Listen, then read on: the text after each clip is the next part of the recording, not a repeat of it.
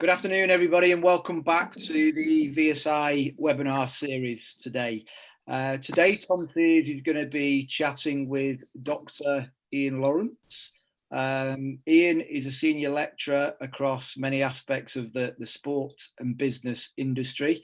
I'm going to hold in front of me here one of his books, which has been recently written, which is called Football Club Management, should I say, Insights from the Fields. Ian has worked with VSI delivering on the CEO programme and the Sporting Directors programme. And today, Ian is going to kick off the first of a double header. Today, we're going to be looking at leadership resilience. And then next week, part 2, we'll look at toxic leadership, where amongst others, we'll be discussing the leadership styles of one Jose Mourinho. So as usual, I'm going to hand over to Tim, who will tell you how you can ask questions in the box. And then Tim will pass on to Tom to conduct today's interview. Tim? Cool, thanks, Tony. As normal, we'd say use the chat rooms at the bottom to type in your questions, and we can ask them at the end when Tom's finished the interview. Alternatively, I think today we can use the Q&A stuff if you want to put it in there, and then I can unmute you if you're an attendee on the Zoom call, and you can ask the question yourself, because that worked quite well last time. So you've got two choices there, whichever you prefer to do. So without further ado, Mr. Tom Sears, it's over to you, sir. Thanks very much, Tim, and welcome in. Great to have you. Really looking forward to having a conversation.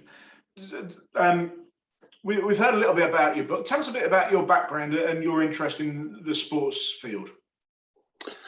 Ooh, it depends how far back you want to go into the misty murk of 1,000 years ago. Started off as a PE teacher once upon a time. Trained at Carnegie in Leeds. After having a stint as a PE teacher, I then went to America, where I was combining playing as a student athlete. I was a soccer player, playing for the university as a student athlete, which is like a semi-pro level compared to what we'd experience over here. At the same time, I was doing a master's in education, got involved with a variety of different coaching organizations, worked with a number of different high-profile soccer clubs, came back to the UK, maintained that kind of interest in professional football. I was never going to make it, as Emlyn Hughes was always my hero as a kid growing up in the Liverpool team of the 70s. Knew I was never going to walk in his footsteps. So it's a case of pursuing the academic kind of research route. And after returning to the UK, I got involved in a number of different knowledge transfer projects, consultancy projects with public, private, not-for-profit, startup organizations with aspirations of trying to move their business forward. And then got really lucky in terms of a few meetings that I had. Probably one of the most pivotal meetings was with Rick Parry, now with the EFL, who was a hero of mine from the past because of his association with Liverpool, even drinking coffee from your Liverpool mug. And Rick was really, really kind in giving me some time to have a few meetings, and during the meetings pointed out that there was a gap in the market for some research, particularly within professional sport, within professional football, and particularly within the C-suite. And that led to the book that Tony graciously put up in the air, but also my current project where I'm interviewing people from all over the world in a number of different high-profile sports organizations, everybody from the NFL to the Premier League to the Australian soccer national governing body. And that's been great, because if you can't make it as a player, from my perspective, you want to see how these people tick who've probably got the jobs that you've always dreamed of. So it's been a really interesting period. Excellent. We flagged this as resilient leadership. Describe what you mean by resilient leadership in the sports sector. Well, just generally speaking, I think it's a big buzzword at the moment. We hear it all the time. It's become really popular. It's the kind of thing that we hear on a daily basis on the briefings from the Prime Minister or from the First Minister. It's used in a variety of different contexts. We've heard it historically mentioned in connection with the credit crunch, the fourth industrial revolution, the pace of change. We've also heard it in connection with terrorism and the aftermath of terrorism, climate change, and now we hear it all the time being bounded about with the COVID-19 crisis.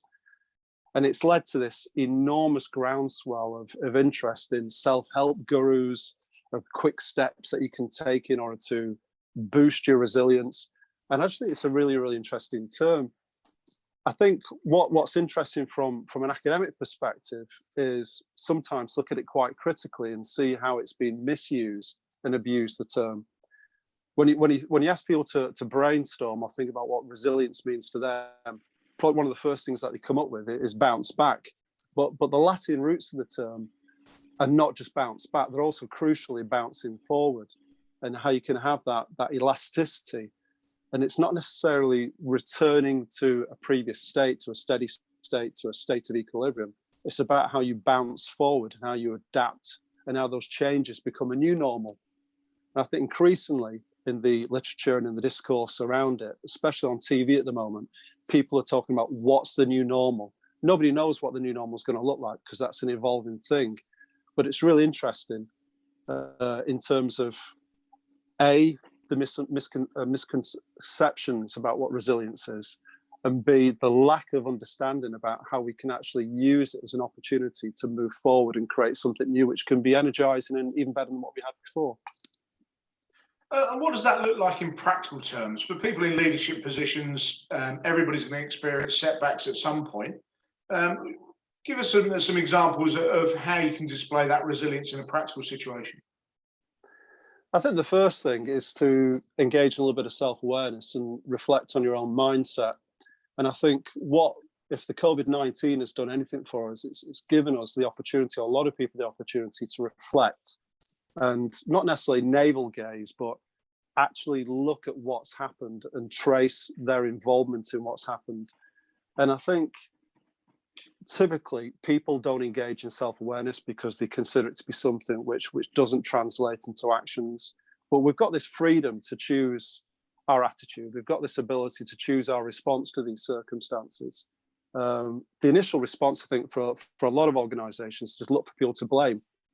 And once they finish blaming those people, then they look for external fixes or solutions, which, from what I can see and historically, are often quite temporary. We see loads of different solutions popping up on our social media, whether it's an app, whether it's some kind of a new model that somebody's using, which can be a quick fix solution. But it's interesting, if you go back a couple of years ago to the researcher, somebody like Carol Dweck, I think it's pretty widely known within social psychology and applications to sport. She talks about a growth mindset. So I think the first thing in terms of what people can do is think about their mindset and do some active reflection on what that looks like. And then they can, once they've acknowledged that these changes are absolutely inevitable, change is going to happen every day, but that's one of the constant things. Death and taxes and change are the three constants in our life. Is then what we do in those next steps to resolve that.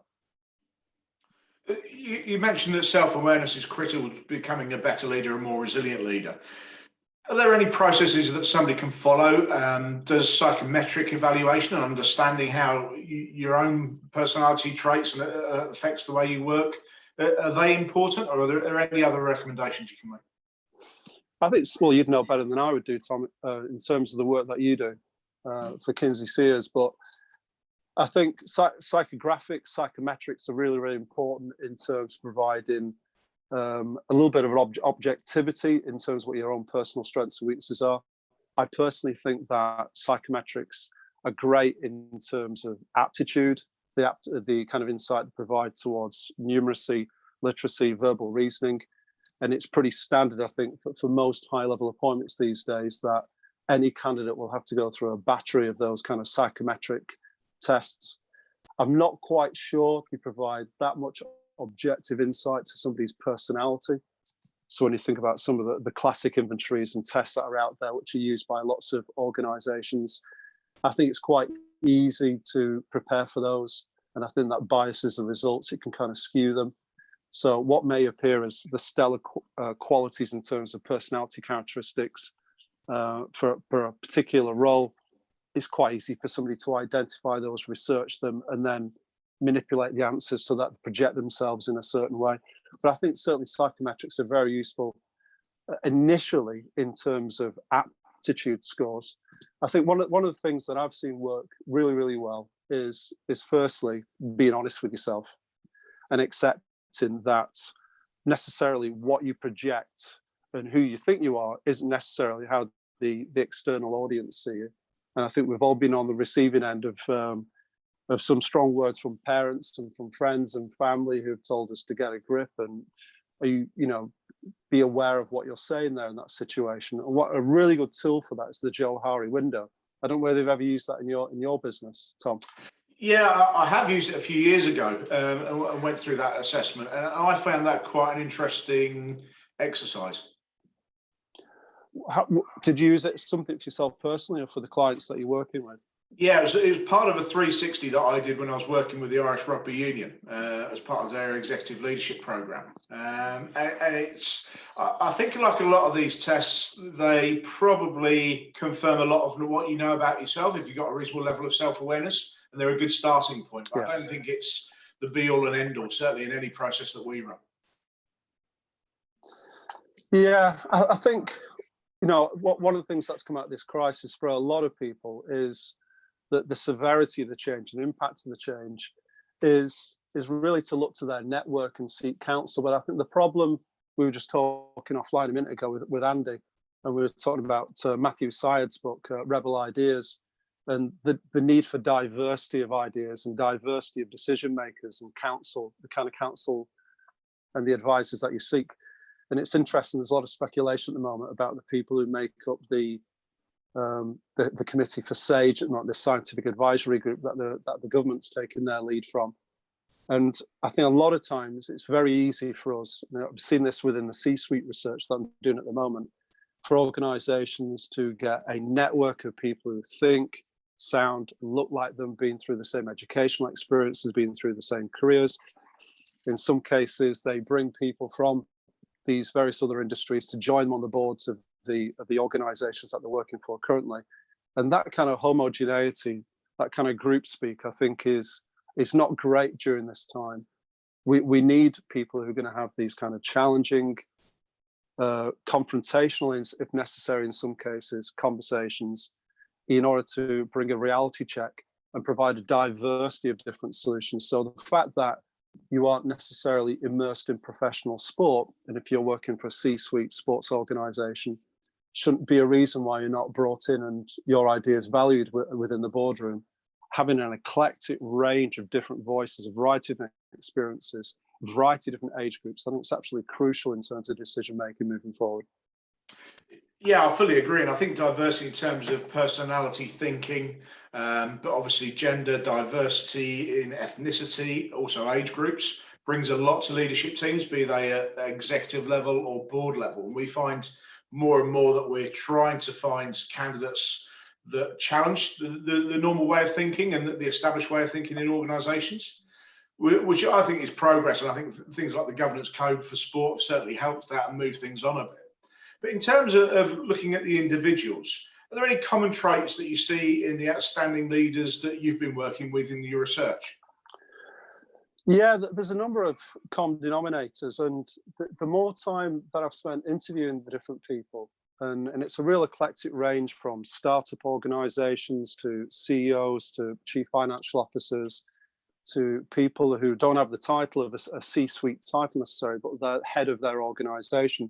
So it's a real eclectic mix, and the more time I spend with them, the more of the common denominators are starting to appear. And I don't know whether you come across any of the work from a guy called Terry Orlick, who's an academic, a researcher, came to fame by bringing out a piece of research called The Wheel of Excellence in the 1980s, I think it was. And he talked about the 7 factors which are common denominators for elite performance. And he was looking at athletes, but I'm seeing a lot of those common denominators in terms of the constituents of excellence, which I'm seeing in these people who've reached the top of their tree as well. The thing which absolutely jumps out at the moment, I was producing a synopsis of one of the chapters yesterday, is the level of commitments. They're absolutely in it 100%. And when you hear people being interviewed on TV, anecdotally, they talk about this need for a break, or if one of the managers gets fired, they use this downtime to recharge themselves, because when they're actually in these senior positions, the demands are absolutely 24/7. And if they don't have that commitment, well, then that's a crucial stepping stone towards achieving excellence that they're missing. And you hear them say things in interviews, which is, great. And hopefully I'll keep some of the flavor of what they're saying in the book. but they're talking about, and a lot of them, interestingly as well, have come from a failed career in sport as well. They haven't quite reached the pinnacle of success in terms of their athletic dreams, but they take a lot of those key characteristics of commitment, and they take that single-mindedness and that determination, and they bring it into the boardroom. They aren't necessarily the most technically, physically, or commercially polished individuals, but they have this real drive, this sense of work ethic, which allows them to be quite honest in a lot of occasions during the interviews. I won't mention the name of one of the senior people right now, because I'm going to wait for them to sign off and give me authority to use their name within the book in conversations like this, is the honesty with which they approach their work. And they're very, very clear to the people that they work with that they're single-minded, that they're determined, that they will leave no stone unturned in order to achieve their goals. But at the same time, they're very, very honest that if they don't know the answer to something, they won't try and BS their way through it. They'll say, listen, I don't know right now. It's a great question. Let's brainstorm it. I'm going to go away. We'll find the answer. We'll reconvene tomorrow, whenever it's next convenient, and we'll sit down, we'll go through it.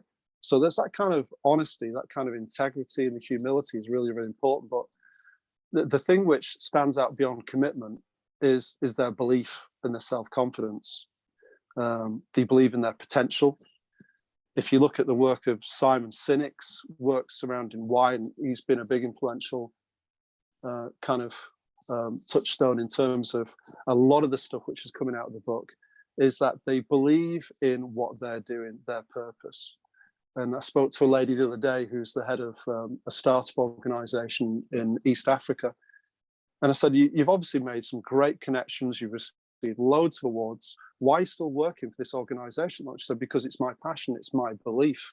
I know I'm not going to quit until I've achieved my goals.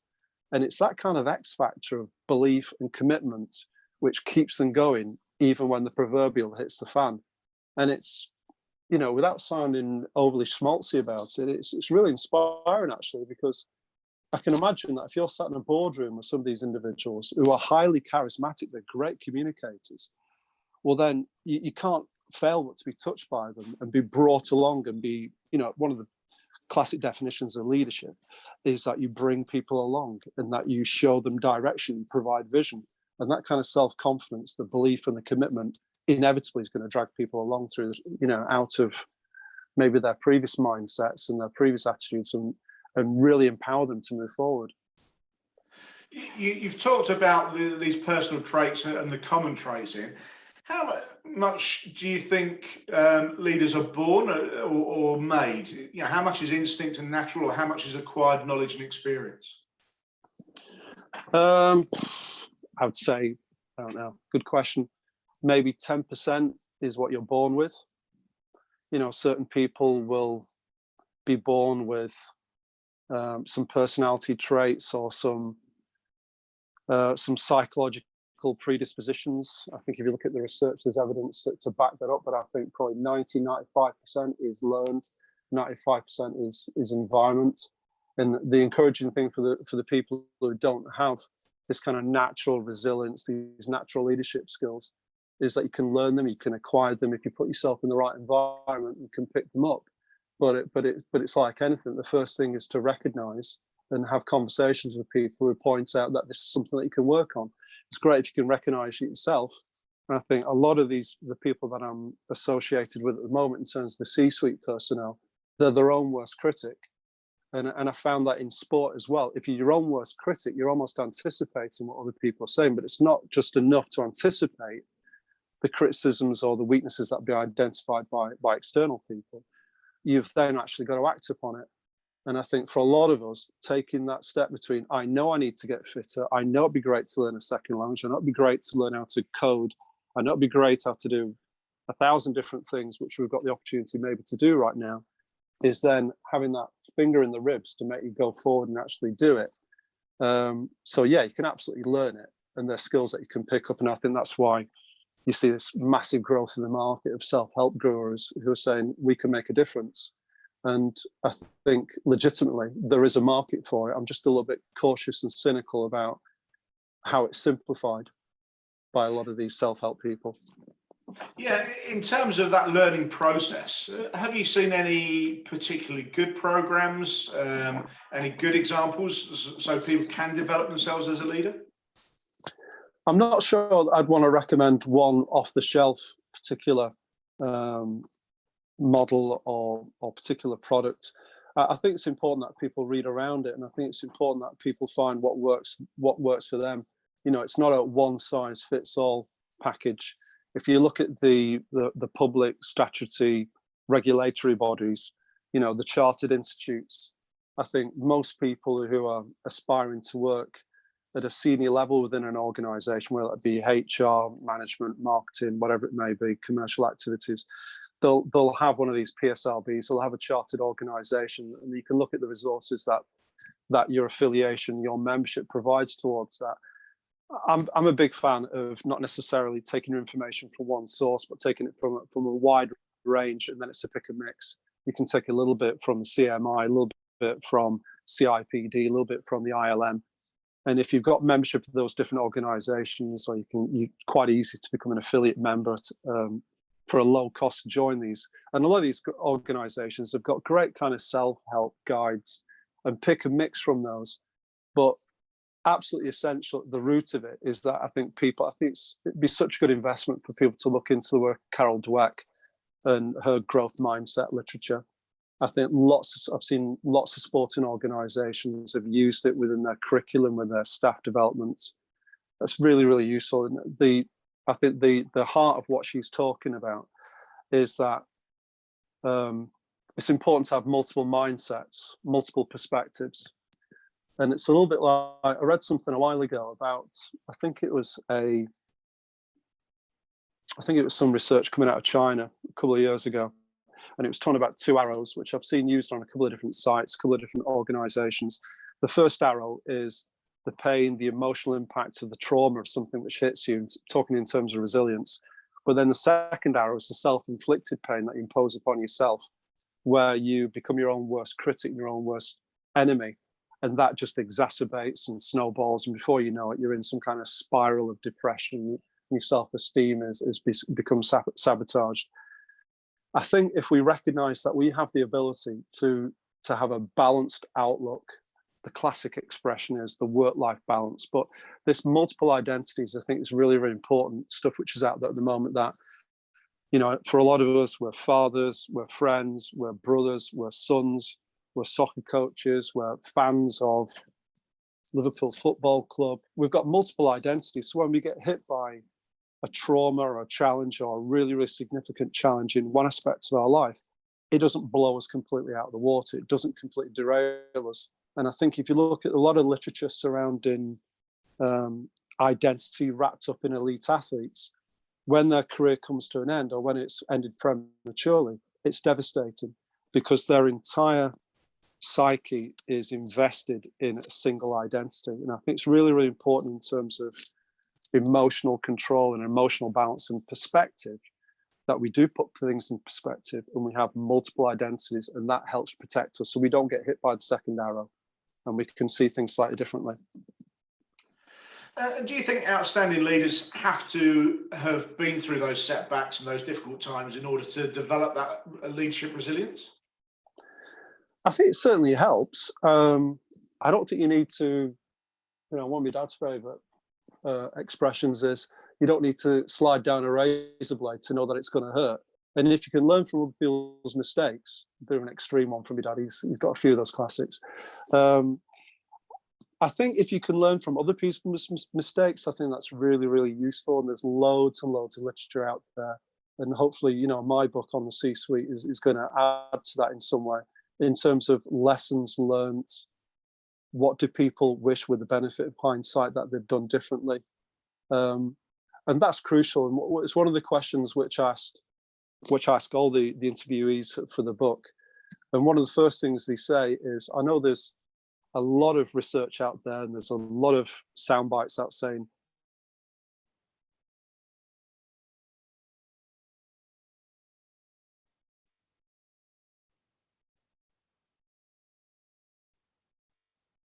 it takes time to bring your blood pressure down, bring your heart rate down, give yourself 48 hours before you make a big decision. During those 48 hours, it's your time to just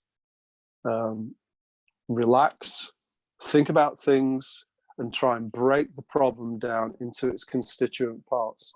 And I think it's kind of sage-like advice that you hear in a variety of different situations, but it's really, really important that you recognize your own personal indicators of stress and your own personal indicators of the warning signs, and to take note of those. And once you can recognize them, then you're better able to deal with them. There's interesting, I was asking one of the interviewees about back-to-back meetings, because oftentimes the way that we measure, the level of status or importance for somebody is how busy they are, and they're running from one meeting to the next, and I can't fit you in for 3 weeks because I haven't got time to breathe and speak to family and friends, and they're just overloaded and they're sending emails at 3 o'clock in the morning. And one of the interviewees said something very interesting, which I think I'm going to try and adopt moving forward. And that's the cool thing for me. Lots of these things that I'm hearing, I'm trying to embrace and move forward with myself as well, is that if you've scheduled back-to-back meetings, that's a real sign of how inefficient you are in terms of managing your time. If you've just had a really important meeting, you need time to decompress post-meeting, sit down, absorb the information, pick out the bones of what the important ideas are that have come out of it, things that you need to do and act on and move forward. Give yourself half an hour, 45 minutes, whatever you need for you personally, before you then go into the next meeting. So I think there's lots of lessons potentially that we can learn from how people have responded previously. Having read those and having spoken to those people, I think it's then important that we embrace them and we move forward with them. It's really interesting stuff, Ian. How important do you think mentoring and coaching is as part of that learning and development process? I think it's absolutely vital. It's absolutely vital. I think for a lot of organizations, I think they miss a bit of a step, a bit of an opportunity. It almost becomes like a HR, a professional development division within an organization, where human resources allocate members of staff a mentor, and that's a prescribed mentor. These aren't people who necessarily are necessarily the person that the mentee, the person on the receiving end, necessarily respects, can relate to, sees some insight, some value from the experience, has the personality variables to make this an enjoyable experience, a worthwhile experience. So any prescribed mentors, I don't think it necessarily works. I understand why lots of organizations do it, but I don't think it's necessarily the way moving forward. The key thing, and I think one of the big advantages about where we are right now, is that we've got the opportunity to really consider where we get our information from, where we're seeking counsel from, who we're using as our thought leaders, who we're using as our role models. And there's lots of people out there who will quite deliberately project themselves as being, I'm an authority on A, B, C, D, and F, and G. I don't think those people are necessarily the best people to go to, because it almost appears that they have an agenda behind why they are projecting themselves in that way. It almost becomes a self-branding exercise that they're looking to, expand their business by doing that, by recruiting people within their become part of their mentor network. I think if we sat down for a second and saw and looked through our LinkedIn contacts, and we did a very, very careful kind of inventory of who are the people that we're actually engaging with, who are the people that we're not engaging with, and what could we do moving forward in terms of making that relationship a lot more profitable and a lot more enjoyable, a lot more beneficial for both parties. Because I think a mentor relationship, in essence, should work for both parties. It shouldn't be a one-sided conversation. It shouldn't be a case of deficit on behalf of the mentee. Oh, Yoda, teach me everything that you know, and I'm going to try and become a mini-me of you. Ideally, a good mentor relationship should allow a synergy between both parties, so both people learn things from each other. And in that way, I think it's really important that once you've looked through your LinkedIn contacts, for instance, or you've looked through your network, either professionally or your expanded network via professional contacts, then you approach these people and you have a very honest discussion about what you want to get from it. Number one, the mentor, the prospective mentor, is going to take it as a compliment, the fact you've approached them in the first place. But then I think it's very, very important to draw the terms of the agreement of what are the rules, what are the regulations, what are we going to talk about, what are we not going to veer into, what kind of help do you want, what does this help look like, how often am I going to meet you, what's the frequency, what environment are we going to meet in, etc., etc. All these things, I think, are the real fundamental steps that you need to explore before you agree to work with any mentee. But we've all got the opportunity to explore those right now, and it's absolutely crucial. Okay, excellent advice. Obviously, the current situation has a devastating effect on economies globally, but we're particularly focused on the sports industry here. What should leaders within sports organisations be doing in a situation like this? Good question. I've not been invited onto the government SAGE committee, so I'm not quite sure whether my pithy words of wisdom are going to be welcome moving forward. I think the first thing is to, there's a number of different points which have come out of the conversations, particularly for the most recent book, in terms of honesty and being honest and being transparent. And I think one of the criticisms, and this isn't a party political broadcast about the Conservative Party at the moment, is in terms of the level of transparency. When Boris came back from illness, I think on the outside of Downing Street, he said something to the tune of, "We're going to be completely transparent. And we're going to tell the British public exactly what happens next." And then a few hours later, we're no further down the line in terms of what that means in terms of transparency. The vast majority of us, I think, can cope with that kind of honesty, can cope with engaging with your stakeholders, whether it be internally, externally, if you're a sports organisation, and being honest and saying, we don't have all the answers, but we are going to be transparent. There's a number of different scenarios that we're exploring. There's a number of different models, and we're going to proceed with complete honesty and openness about it. I think this belief that our leaders are these sage-like characters who've got the answers to every single conundrum is misguided. We don't expect that of our leaders. We expect them to be honest and transparent. I think it's been a really useful exercise, and obviously there's going to be a lot of time for people to reflect on, hopefully eventually when we get out of this COVID-19 purgatory, and we can reflect back on how other countries did it, which is complex because each country's got its own variables and it's got its own set of particular circumstances it's trying to deal with. But it's interesting, without knowing too much about the New Zealand Prime Minister, in terms of how she's handled it. And I think they've pretty much changed a lot of their lockdown criteria now, and it's pretty much back to business. Different context, different country, etc. But the way she speaks, the honesty, the openness, and the vision, I think really helps in forging a sense of commitment and alignment within the community. And you only have to look across the Atlantic to see, the beaches in California and the beaches in Florida, and then you compare that to the beaches at Bondi in Australia at the moment. Something's going wrong in terms of how that vision, how that honesty, how that transparency is being articulated. So there'll be opportunities for sports professionals right now to reflect on what's happening outside of their own circumstances and learn from that. But I think absolutely crucial, honesty, accepting you've made mistakes, and having the cojones to actually admit to that is a key ingredient of leadership. Okay. Final question, Ian. What piece of advice would you give to people tuning into this in terms of how they develop themselves as a leader within the sports industry in particular? We've talked about general characteristics and traits, but focusing on the sports industry, from the people you've spoken to, what advice could you offer? Well, fortunate. I mean, we're both aware of the great work that VSI are doing at the moment. I think VSI have, one of a small number of organisations worldwide that I think have tapped into executive education and the stepping stones and the kind of environment that you need to create.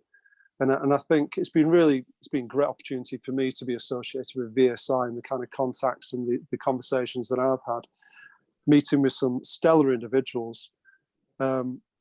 I think going back to a point that I made previously, your network is absolutely crucial.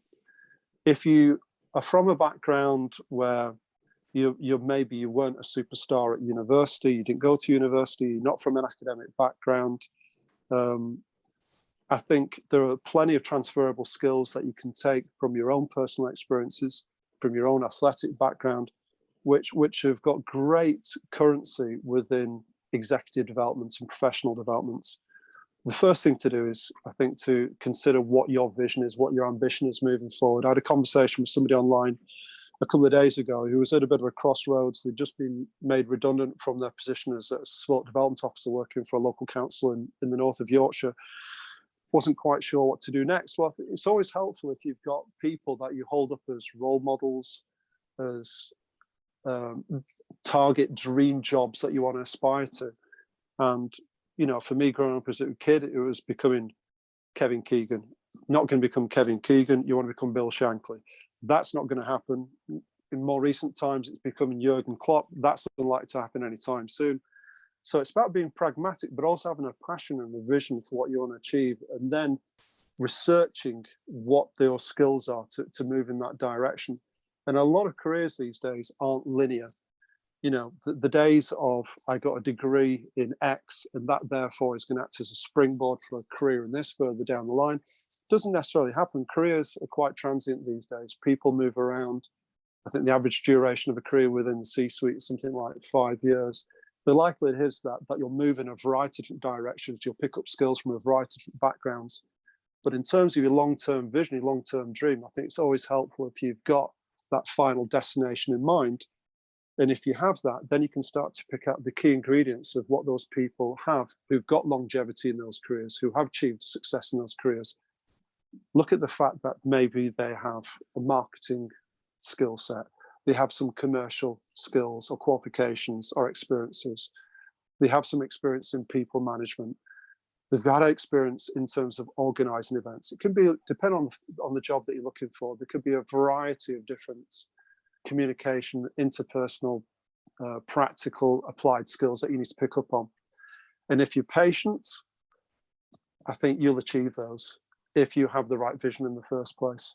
But I think one of the problems that we have with a lot of undergraduate students, I think, across the board with the industry is, I want to have that job tomorrow. And the likelihood is that the kind of skills and the experience and the kind of networks that you're going to need to build up is going to be a long-term project. And if you look at your career as a long-term project, which will involve a number of different stepping stones, well, then I don't think you're going to get too frustrated, and fingers crossed you'll make it in the end. Ian, fantastic advice, and I think a lot of what you said I would fully endorse from my own personal experience and the people that we deal with at the moment. Really fantastic talking to you. Tim, I'll go over to you for any questions that we've received. Yeah, we've received a couple actually. Tony's got one from the States, from Karen in the States, he was going to ask, that's come through. Haven't you, Tony? Yeah, one second. Hi, Ian. So Hiya. question from Karen. Quite an interesting question. What do you think of the phrase "fake it till you make it"? As in my experience, many people in C-suite positions, particularly in sport, evidence this. Yeah, I think a lot of people use the kind of sound bites which are out there at the moment from, I mean, a lot of people accredit that to Sir Richard Branson, don't they? Fake it till you make it. I think he's been well publicized as using that in a couple of his blog posts and a couple of presentations.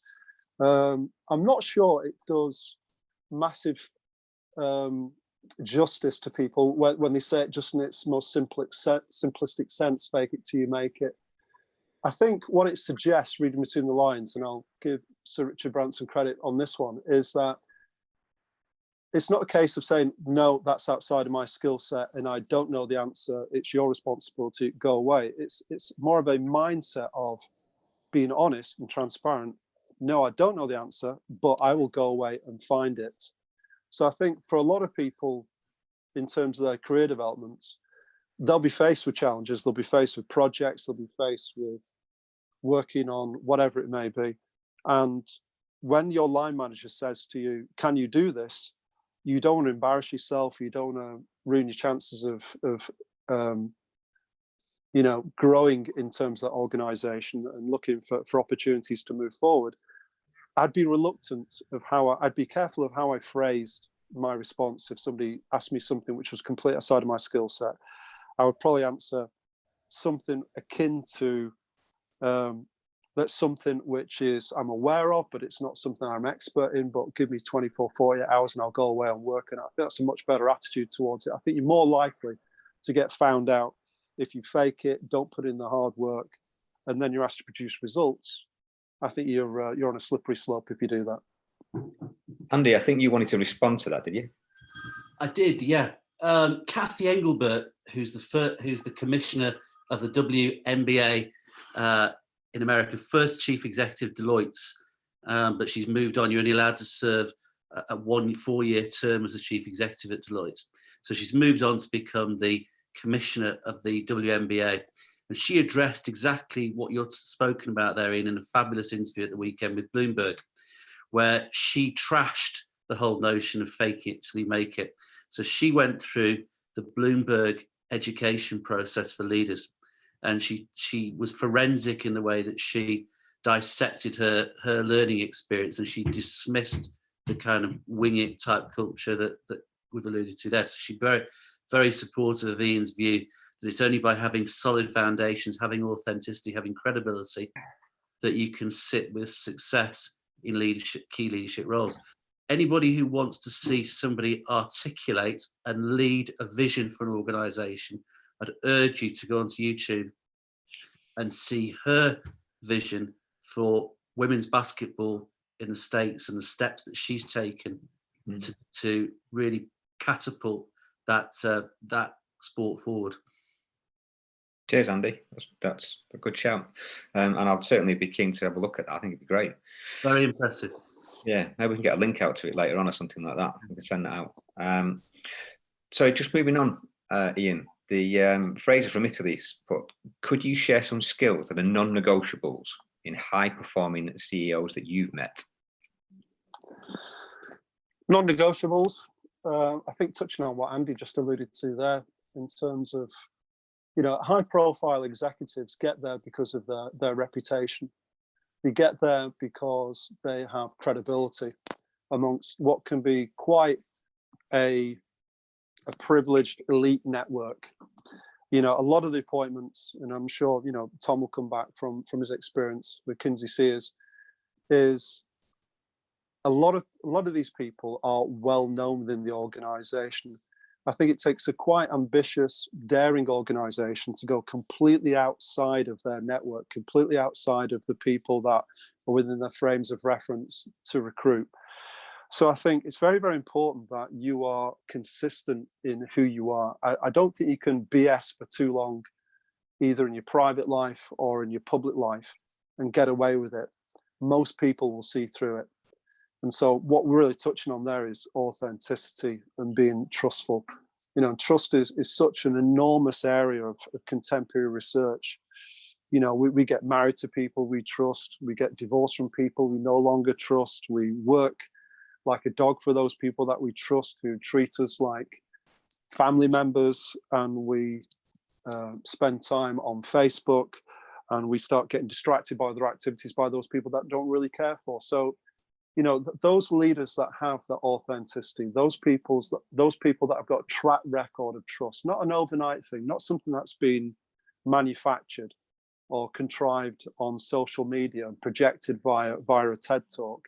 You know, these people who have credibility have got credibility with a long-standing reputation. When you're working with organizations with multi-million-pound turnover, you need people with credibility, with authenticity. You've got a track record of doing it, and that's a non-negotiable to answer the question. Okay. What flows out of that, I think, is in terms of the behaviors which indicate that. How are you indicating that you're trustful? How are you indicating that you've got your employees back? How are you indicating that you want to be a role model and that you want to be a cheerleader for the organization? You know, those are the kind of organizations and leaders that, you know, if you look at examples from the military, that you will charge the opposition for, that, you know, you will go into battle with. and that you'll risk life and limb for. You won't do that for people that you don't trust. You won't do that for people that you don't feel a connection with. And there's very few of those people around, very few of them. It's really an X factor to maintain that kind of credibility and that authenticity, and that demeanor is absolutely crucial. I heard Andy a while ago talking about, I think it was actually Andy was talking about a conversation where Chris Brady was interviewing a bunch of high profile managers. Maybe Chris Brady was talking about it as well, about how the really, really charismatic, authentic leaders have got this ability to maintain that level of passion, that commitment, that genuine care and concern for the people that they work with. They treat them like a family, and they're exceptional people that can do that, because most of us can't. And those people that can become very successful. So it's come down to trust and connection, and being absolutely authentic in who you are, and having. And going back to the previous question about, I don't think you can fake that. I think you can maybe do it in an interview. Yeah. I think you can be really, really well rehearsed in an interview, and you can research the people on the other side of the table, and you can find out what they like and dislike, and which golf club they play at, and what team they support, and the restaurants. You can do a CSI Miami in terms of analysis of the people, and you can do everything to make you sound as appealing as possible. But authenticity is very, very difficult to maintain if it's not sincere. If it's not something which is part of your DNA, you'll get spotted quite quickly. Ian, do you think that the world is going to move on from soundbite politicians who lack authenticity and sporting leaders who lack substance and integrity, which in some ways will open the door to the people that the likes of you, Tim, Tony and I are working with, delivering them real solid foundations that allow them to lead with some substance rather than that fake it till you make it? I hope so. Certainly amongst the people that I'm speaking to at the moment, and the guys that I've seen on VSI's courses, is that I think that there's a need for, there's almost like a groundswell of change that's needed. But the problem is that people aspire to become these high-profile, very, very kind of sexy positions that people hold with which are really well remunerated. These are really, really prestigious positions that people are after. And I think historically, a lot of the people who've held those positions have not maintained their authenticity. There's loads of research and loads of biographies, autobiographies that are out there where these people are very, very brutal in terms of their management of individuals. And I think one of the things that we're going to see on the back of the COVID-19 is a demand for relationships where you can trust and there's authenticity, and it's not necessarily the cheapest product, but it's high quality and people are being treated with respect and with humility. And I think across the board, I think there seems to be a groundswell of that movement, not just in the commercial sector, but also in the elite sporting sector, where organizations want to have those leaders. But I think one of the challenges for people like Kinsey Sears is how you recruit them, because there's not many of them out there. And a lot of people are really adept at presenting what can not sometimes be a sincere portrayal of what they're about. And that's going to be interesting, maybe talking next week about some of the signs of narcissism and how narcissism appears within leadership. That's a really good concept, Tony. Sorry, Tom, I'm just going to bring you in to say, what from your specialist area in this, what's your opinion on this? Yeah, I think we've probably got a point of difference, Tim, because as an executive search firm, everybody that works for our organisation has worked in the sports industry for a considerable period of time. So they know how to do the jobs. They've either held the jobs themselves, they've worked alongside those people or employed those people, they've worked with the boards. So we've got an intrinsic understanding of how the sports industry works. And not to put too fine a point on it, we can spot the fakers and we can spot the authentic people as well. And I think the other key part of what we do is design a robust and multi-layered process. So it's not just a 1 or 2 stage interview. We're assessing people from the first time they make contact with us, how they react in different situations, how they articulate themselves, how they interact with other people during the process as well. So it's a multifaceted approach that will really drill down to what that person's like, rather than just the old school style of perhaps a 1 or 2 stage formal interview with people that sit on a board or a leadership team that perhaps don't have that real deep dive experience of the role that they're recruiting for. Good shout. That's a really good shout. Good insight as well. I've got one final question, and I'm going to hand it back over to Tony to kind of wrap up. I know you've touched on it slightly before, but this has come from a football CEO and said, I often find that I'm on my own and it's lonely. How do all the CEOs grow whilst in the role? I know you're going to put it down to trust and building a network, but specifically the bit about being lonely at the top. Yeah, I've heard that from a few people. I think one of the key expressions which I've heard within the interviews and I heard outside of that as well is recruitment with integrity. It's, this is where people like Kinsey Sears become absolutely integral moving forward, is that if you have somebody who's the leader of the organization, typically the CEO, who's this totemic individual at the top of the organization, it's important that you accept that you do not have the answers to every single scenario. You can't model every single challenge that the organization is going to face. So it's important that you have people around you that you trust. My concern, I think, from having seen it in a couple of organizations, is the nepotism which can exist when you don't go to an external agency, when you don't get somebody to provide with a layer of objectivity or scrutiny of your decision making. You'll end up just having a team of people around you who are yes men or yes women who will just nod their head like Churchills in the background, without necessarily providing with the honest kind of potentially confrontational discussions that are needed. So if you are lonely at the top, I think there's an opportunity for you to revisit the structure of your organization in terms of who are the constituent parts, what's their involvement, where's the communication, how those projects being managed, because all you're going to do is exacerbate that situation. So I think the crucial thing moving forward is to take a step back from what can be a very, very demanding 24/7, 365 job, and allow an organization to come in and say, you don't necessarily have to adopt these ideas, but here's an idea moving forward in terms of how we can help to share the load, how we can share the responsibility, and how we can provide a little bit more objectivity in terms of decision making moving forward. It's probably a reflection of an organization that needs to evolve, I would have thought. Okay, great insight. I think, so if you were selecting someone as an external to come in and for you to bounce the ideas off, you want to be confrontational and have something about them with a bit of an edge to push you and challenge you in a particular way? Yeah, so somebody who's not scared to lose the business. I think a lot of people's agendas when they come into a meeting are to, having done the research on the organization, are to provide a platform which fits in something not dramatically dissimilar to what they've already got. And I think sometimes that may be appropriate, and sometimes it may need a complete U-turn in terms of how that board, how the organization's structured. So if you bring in an organization, organizations have got to come in with the right intentions themselves. So you've got to do your due diligence on the people that you're speaking to.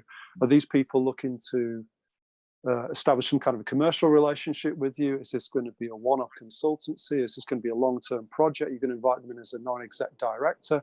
What's your relationship going to be with them moving forward? Because people don't often do stuff for free.